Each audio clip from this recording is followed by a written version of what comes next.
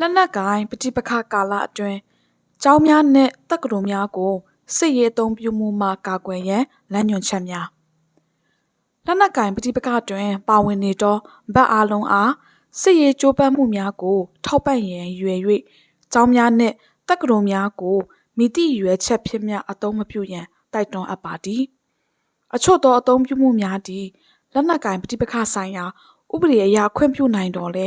ကျောင်းသားများ၏လုံခြုံရေးနှင့်ပညာရေးကိုထိခိုက်စေခြင်းမဖြစ်စေရန်အသက်နိုင်ဆုံးရှောင်ရှားရပါမည်။လမ်းညွှန်ချက်သည့်လည်ပတ်နေသောကျောင်းများနှင့်တက္ကသိုလ်များကိုလက်နက်ကိုင်အဖွဲ့အစည်းများကစစ်ရေးကြိုးပမ်းမှုများအတွက်မည်သည့်နည်းလမ်းဖြင့်မှအသုံးမပြုရပါ။ဤမူဝါဒသည်ကျောင်းဖွင့်ချိန်ပိတ်ချိန်များ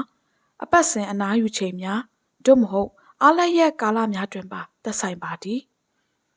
စစ်ရေးအသုံးပြုနိုင်ရန်အတွက်ကျောင်းများကိုဖယ်ရှားရန်ပညာရေးမှူးများအားအင်အားအသုံးပြုခြင်းသို့မဟုတ်အကျိုးအမြတ်ပေးခြင်းမပြုလုပ်ရပါလမ်းညွှန်ချက်နှင့်လက်နက်ကိုင်ပဋိပက္ခကြောင့်အန္တရာယ်ရှိလာသဖြင့်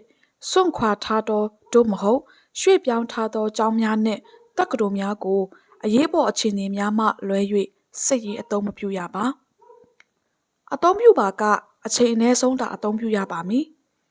စစ်တပ်ထွက်ခွာပြီးနောက်ကျောင်းများကိုလုံခြုံစွာပြန်လည်ဖွင့်လှစ်နိုင်စေရပါမည်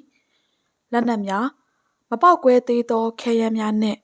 စစ်ပွဲအကျွမ်းကျန်များကိုအပြည့်အဝဖယ်ရှားရပါမည်လမ်းညွှန်ချက်3ရန်သူကိုအသုံးမပြုနိုင်စေရန်ရွယ်၍ကျောင်းများနှင့်တက္ကသိုလ်များကိုဖျက်ဆီးခြင်းမပြုရပါကျောင်းများနှင့်တက္ကသိုလ်များသည်ပုံမှန်အားဖြင့်ပြည်သူပိုင်အရာဝတ္ထုများဖြစ်ပါသည်